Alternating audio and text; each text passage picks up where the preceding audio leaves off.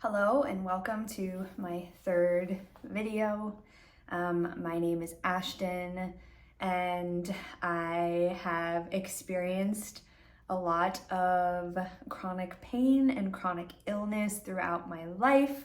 If you want to familiarize yourself a little bit more with my story, feel free to go back and watch my first two videos. I kind of explain it all there, but I just want to get into it today because I'm giving myself a challenge with this particular video because I've been really scared to make this video, and so I've been just like putting it off I meant to post this like a week after my last video, but I've been so scared and feeling like it needs to be absolutely perfect to put this message out into the world, because if it's not perfect, then what are people going to think of it? Are people going to judge me? Are they going to think I'm crazy and I'm woo-woo, or I don't know what the fuck I'm talking about, or I don't know. I'm really afraid of being judged for this. And the other part of the challenge is, well, first of all, I need to just record this video and post it. Don't take any more takes. Don't try to make it perfect. Don't try to make it palatable. And don't edit it or anything. Not that I edited my last two videos necessarily, but the point is I am ready to take off the mask and I'm ready to stop performing and trying to get this out perfectly. I did not make any notes today and I'm really scared to just speak without preparing, but I feel like that is what I need to do for this specific video. So, welcome. I'm calling this series The Temple of the Ember Light. This is something very near and dear to my heart. It's an idea that came to me within the last few months as I have been undergoing some huge changes. So much has happened since my last video that I posted, and I'm just gonna trust that this is gonna come out exactly the way it needs to, and it might be messy, and I might stumble over my words and I might cry, but it's just gonna be what it is. So, huge update. Since my last video, my body has been feeling so much better than it has in years. And that's a huge thing. And I definitely want to celebrate that and I want to talk about it in another video, but that's actually not what this video is about. It's about a big topic. About the origin of chronic pain and illness, since that is something I have a lot of experience with. I've really been thinking about it and feeling into it, and this Temple of the Ember Light series is for all of these conversations that are a little bit more mystical in nature. Just the things that maybe people aren't talking about openly. I like to think of it as a private, secret place where us women who resonate with this can come and can just talk freely, free discourse, just thinking and feeling into our intuition and trying to really empower ourselves and disconnect from all the things that feel disempowering to us. A place where we can come and we can laugh and we can cry and we can be seen and we can be witnessed in the realness and the rawness of who we are. That is the Temple of the Ember Light. In the first video in this series, I'm like scared to even talk about this. And I feel like I'm just kind of going all over the place, but this is about my take on the origin of chronic pain and chronic illness. So let's rewind a little bit. A couple months ago, it's hard to even remember when it was now because everything is just happening so fast for me. I don't know if you can relate to this, but I just like the days are kind of blurring together, and I've been learning and growing so much and struggling so much, and so it's hard for me to really remember when this was. But I was having a conversation with myself, with my pain, my physical pain, and also my emotional pain. And it told me, like, this might sound a little bit weird if you've never heard about anything like this or ever done it yourself, but I was intuitively led to just imagine my pain as this kind of separate being from me, that lives inside of me, and what would it say to me? What does it need from me? And I saw it. Hold on, my cat's at the door, so I'm just gonna let her in because she likes stuff like this. Hold on a second. Come in. Come on, baby. Maple. Hello. Come in, sweetie. Come here. This is Maple. She's really cute, and she's been sick all week, so I'm gonna let her in. So, anyways, I'm having this conversation with my pain, and I saw in my mind's eye my pain as this little toddler child, and she was on the other side of the room, and she was curled up, and she didn't want to look at me, and she was very afraid.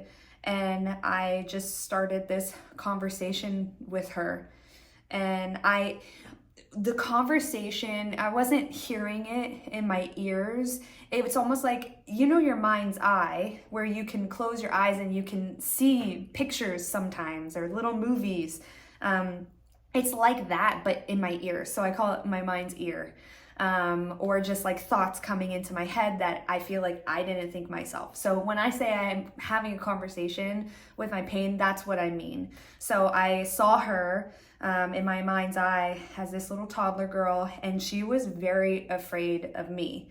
And so naturally I wanted to help her to feel comfortable, because I really wanted to hear what she had to say, because I've been trying to figure out my pain for so many years. If you don't know what I'm talking about, go back and watch my second video. And that will explain how long I've been dealing with this. So by this point, I'm just kind of, I'm at my wit's end, and I'm desperate to try anything. And so I try to comfort this like little toddler that I'm seeing and tell her, it's okay, you can come here. And I asked her, I was like, are you afraid of me? It seems like you're afraid of me. And she said, well, I'm just afraid that you're mad at me and that you blame me. And that was really sad. That was really sad to like see this little tiny person who is afraid of me being mad at her. And I told her I wasn't, but I realized that actually was not true. That was a lie that I was telling myself. I was mad at her. I've been mad at her for decades, for ruining my life, for making everything so complicated, for taking away some of my dreams. Hold on, Mabel wants out now. This is the story of my life. If anybody else has a cat, they want in and then they want out, and I just can't keep up. Come in. Go outside. Come here. Maple. Go outside. Come on. Oh my God. Go outside. Good girl. Okay. Well, this video is definitely not going the way I planned. Well, I mean, I didn't plan at all, but I hoped it would be going better than this. So, anyways, I'm talking to this little girl, and I'm realizing that I am mad at her, and it's all a little hazy now. But she said something to me, and I truly believe that this was a message that came from somewhere else, because this is not something that I've ever thought of before. And when I heard it, I was like, what? And she said, well, I was given to you as a baby, and I was passed down from your mom, and from her mom, and from her mom, and her mom. And I was like, what? Like, I had never heard about anything like this before. And I even, after this conversation, I even looked that up to see if that's actually possible, for pain to be passed down to you. And sure enough, it is. It's a real thing. It can be passed down in your DNA from a parent. And I think the example people call to mind most often is with the family members whose ancestors survived the Holocaust. These people still have that trauma in their actual DNA, and it's been measured. And I believe one word for this is called like intergenerational trauma. But I didn't know about any of that. I just heard this little girl telling me this, and then I saw all of these scenes in my mind's eye, and it was of just women being taken advantage of, women being abused, women who were hurting and were never able to tell anyone about it, and really just like a lot of grief and heaviness and unexpressed pain. And this went on for a while, and it was really hard to watch. But it also like gave me so much compassion for all of those women who came before me, and for myself. And it even helped me to kind of like separate my worth from this pain that I was carrying, because there was always some part of me that thought like I deserve this pain, and I'm being punished for something, and I don't know what. And so to change that perspective, to know this is something that is old and has been passed down from generation to generation to generation, and now I have it. That just, it sounds weird, but it was almost like encouraging to me, and weirdly enough, like I felt this sense of empowerment, because I knew and I know deep within me that I am the one that is here to end this cycle. And I feel like that's a great honor. And if you're watching this and you're resonating with this, that is your honor too. And it's hard. It's hard to walk this path, as I'm sure you know, this path of chronic pain or chronic illness, whatever it is that you're going through.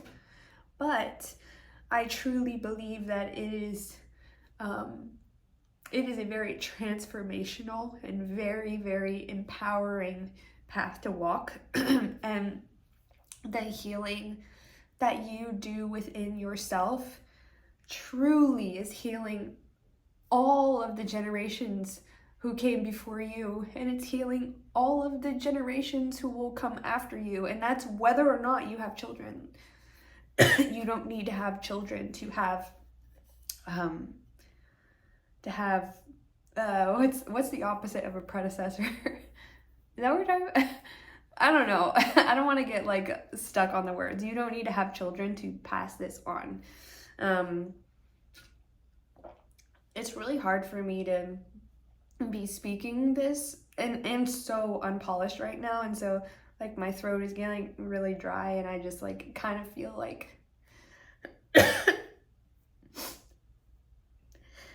I kind of feel like I'm choking on my words, and so I'm just like trying to drink some water. But so this brings us to my theory, and the connection that I've been able to make between chronic pain and illness in women and the ancient wounding of the divine feminine. Now, everybody has masculine and feminine within them. And the goal is to bring those two forces into balance, because we need both. Us women need the masculine and feminine, and men do as well. And so when I am talking about the feminine, I'm not limiting that to women, but my passion and my experience is with women's health, and so this message is for women. So the divine feminine is basically the most awakened, the most alive, the most authentic, the most loving, the most whole and healed version of the feminine that you can get. It is like just the ideal. And I'm not talking about looking feminine. I'm not talking about being pretty or being a perfect weight or taking care of other people. That's not what I'm talking about.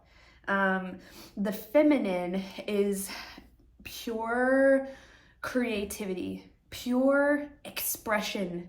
The feminine is confident in herself and what she has to offer, and the feminine is in flow, and the feminine is beautiful, but it's a beauty that comes from within. It is a glowing, it is an aliveness in the spirit. It is softness, it is gentleness, it is compassion for oneself and others. It's so many things. And so I'm not sorry, damn it. When this divine feminine got wounded many years ago, centuries ago, like, let's look back in our history books, okay? And I don't know history that well, I'm ashamed to admit, but I know enough to be able to get this point across. So let's look at the Salem witch trial. These were all women who were in tune with the earth. And these women used plants to make natural herbal remedies. These women spoke to one another in secret. They knew the secrets to giving birth to a healthy baby with as much ease as possible. They knew how to help heal a cold, an illness. They knew how to help a sister who was struggling with infertility or painful periods. You know, they knew all of these things. This information had been passed down to them from generation to generation. But the toxic masculine, which is basically like all of the worst, most exaggerated, most twisted masculine traits, like controlling and destroying and anger that is meant to hurt and to kill. Those are just a few examples. All of these toxic masculine energies just saw these empowered, these powerful women who didn't need the men to be able to solve these problems, and they were in secret and they were feeling powerful, and that was a threat. And so they found a way to annihilate that. And it wasn't just the physical torturing and killing of these women. It was a metaphor. It was something deeper of the killing of this divine feminine embodied spirit. And this has happened all throughout history. And just think, I mean, women are still second-class citizens in many places around the world.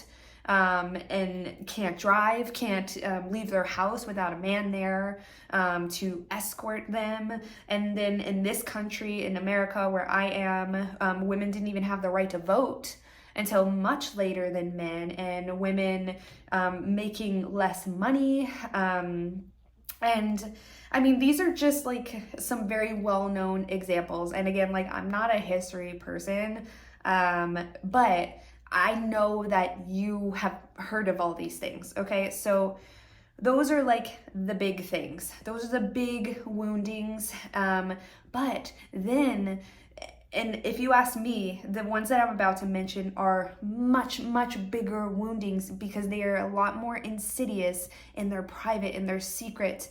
And these are the quiet woundings, like a woman who has been invalidated at the doctor, right? For example, I'm sure many of you, if you're dealing with any sort of chronic issues, have been invalidated at the doctor, told that like either you're making it up or you're exaggerating or it can't really be that bad. I've definitely heard my fair share of condescending things at the doctor.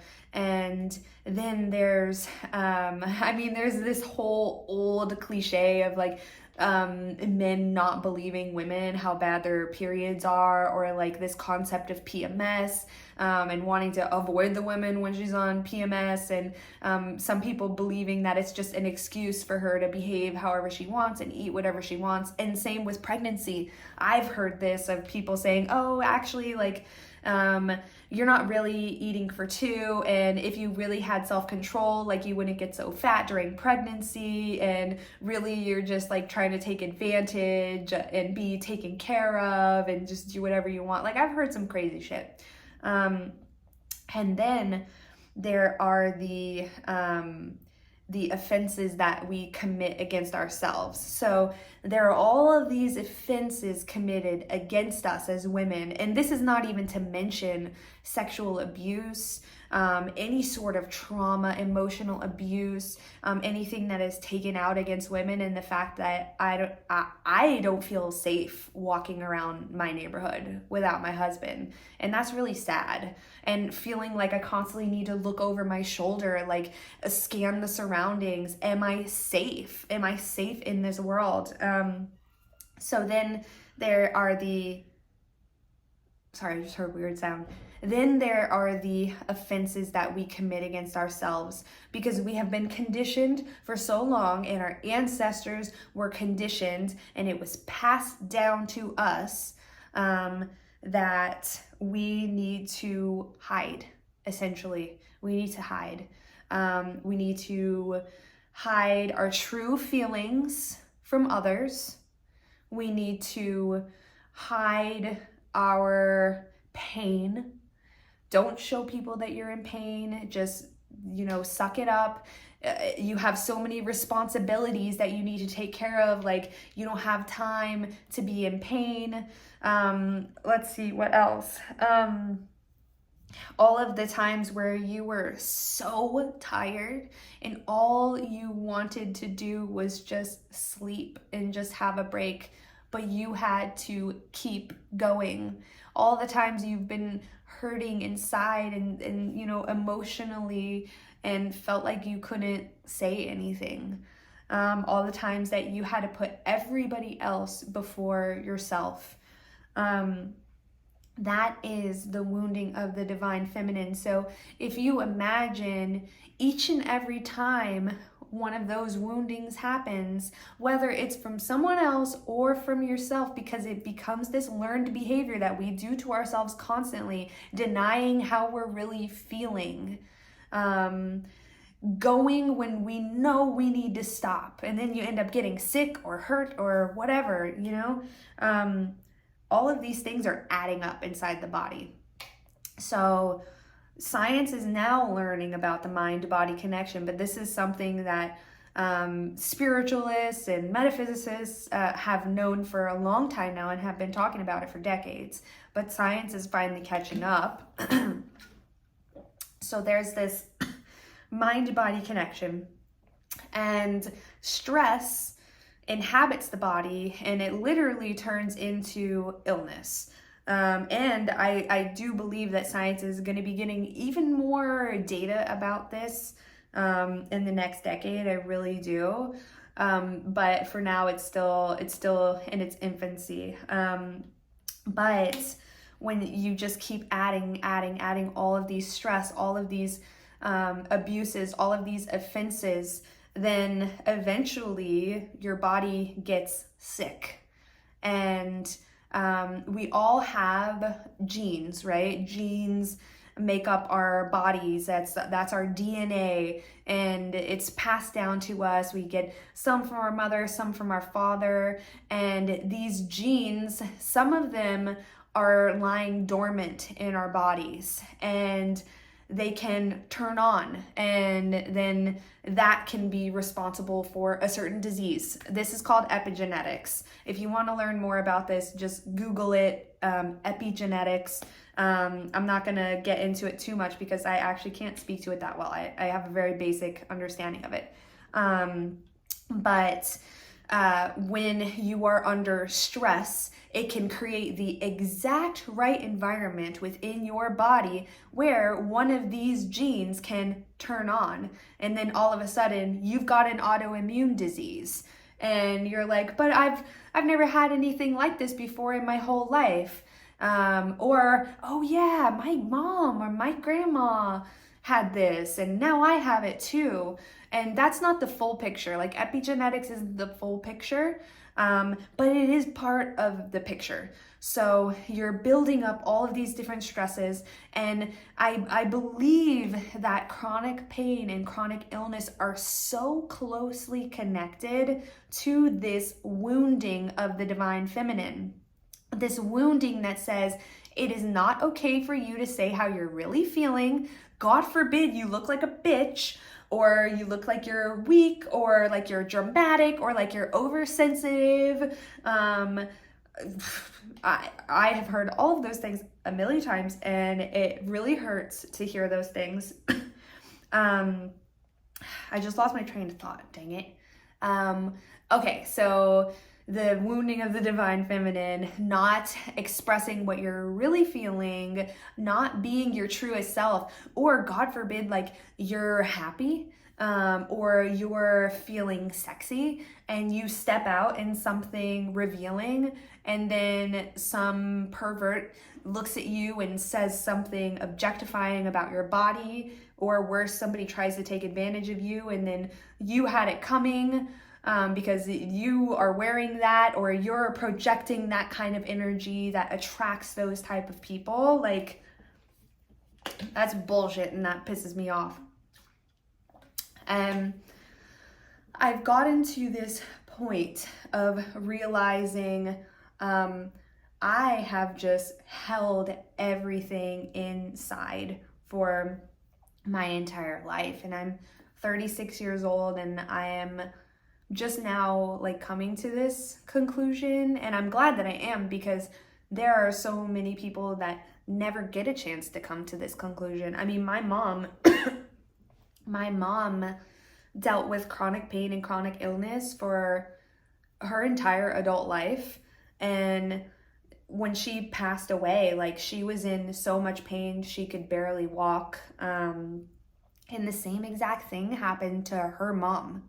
I've seen pictures of her, and she basically just like lived on the couch. Okay, hold on. I feel really vulnerable, like, sorry. I feel totally unhinged right now.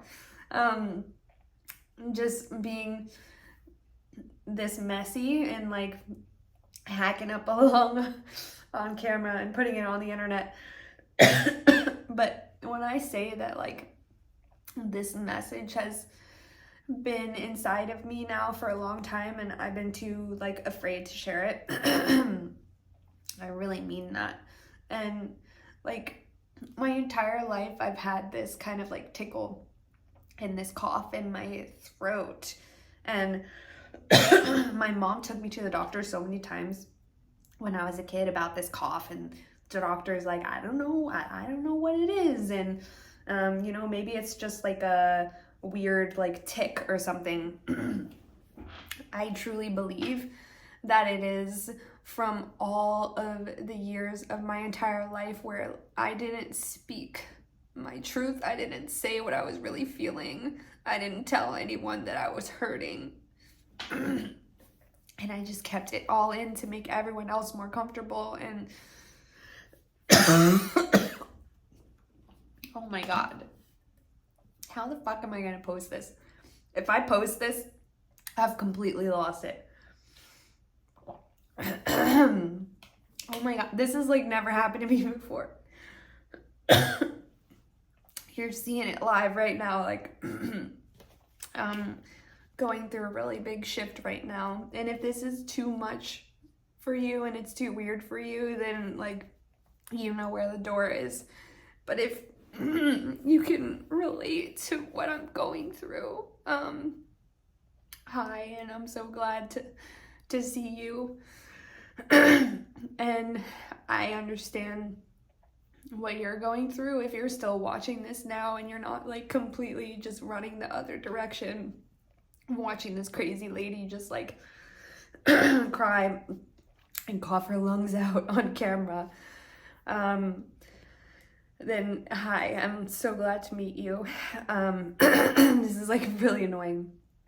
So did any of this make any sense at all? I don't know. I hope so. Long story short, I believe that chronic pain and chronic illness is directly related to the wounding of the divine feminine. The divine feminine in you wants to tell people that you're hurting, wants to be honest that you're in pain, and that you feel like, I don't know how much longer I can do this. Wants to just be tired and let that be okay, and sleep and rest when you're tired, and wants to just be able to speak freely and express yourself without having to worry about what other people are going to think about it or if they're going to judge you. And I know these might seem like how could those things be the cause of my disease? But I really, really think that there is something to this. And this is why it feels so important for me to share this message with the women who are ready to hear this, is we have been spinning our wheels looking for answers. Why am I sick? Why am I hurting? And we've looked everywhere and we're still feeling that way. And I'm not saying, please don't get this twisted, I'm not saying that these illnesses and this pain isn't real and that a doctor wouldn't be able to see it in your blood work or your scans or whatever. And I'm not saying to stop taking your medicine or anything like that. But I'm saying, if you really want to find healing within yourself, and I'm not saying that that means that your issues are going to heal. That's not what this is about. I'm saying if you want to find healing and wholeness and empowerment within yourself, you have to go within and you have to find all of those words that have gone unexpressed, all of the pain and the hurt that you have pushed away, just trying to get rid of. Watch my second video if you haven't. It's all about how many years I spent trying to get rid of my pain. What if all of the pain or the illness that you're feeling is just looking to be witnessed. And it's not some punishment. It's not something meant to ruin your life or to make it hard, but it is a question from your deepest, most intimate self saying, are you gonna look at me? Are you gonna really see me? Or are you gonna keep turning away from me? And it's hard to really, really look at yourself. It's not easy to not try to push it away. But when you do, at least this has been my experience, I really started falling in love with myself and really started seeing what I have to offer and really started feeling empowered, because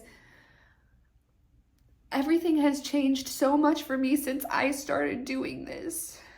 It all started with that meditation that I did with myself, where I spoke to my pain and I asked her what she needed, and she told me who she was and what she was all about. And things have shifted so much since then.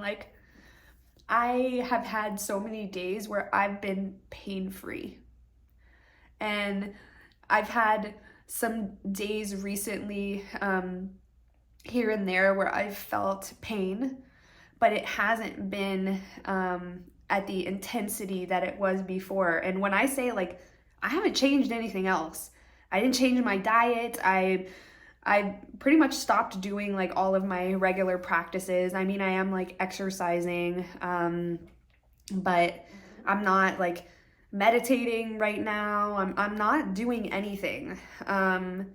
So that's really the only thing that has changed, is how I'm relating to myself and how I'm showing up for myself and how I'm showing up in the world. Now, I still don't feel fully safe to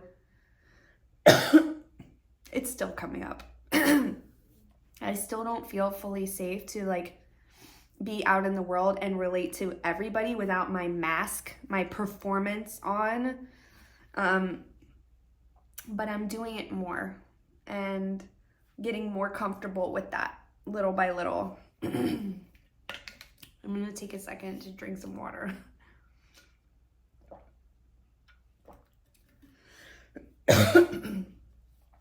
I hope this coughing isn't hurting your ears, but I don't know what to tell you. It's coming up. I haven't been coughing at all today. I don't know what's going on. Well, I do know what's going on. I am putting myself out on the internet completely unfiltered and raw, and saying a bunch of crazy shit. So, you know what? I think I'm gonna end this here for now before I have another choking fit. This is the first session. I'm so snotty. This is the first session of the Temple of the Emberlight.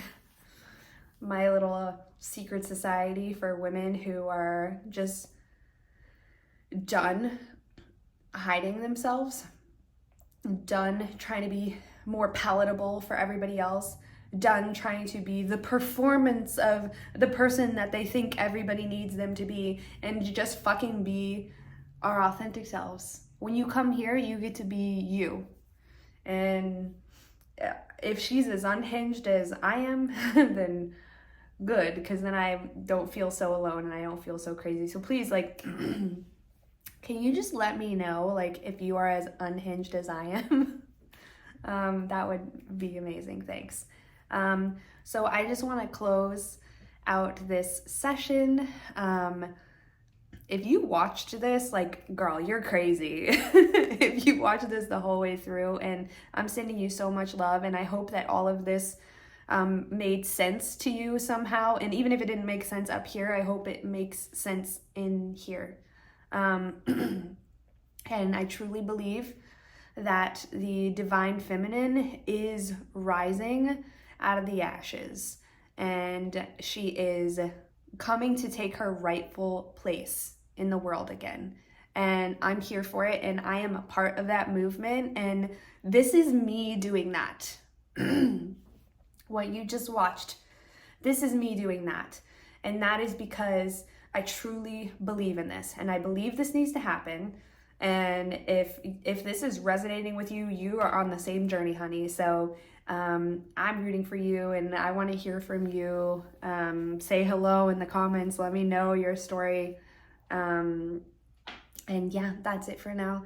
I'm sending you all the love. Thank you so much for watching, and I'll see you next time.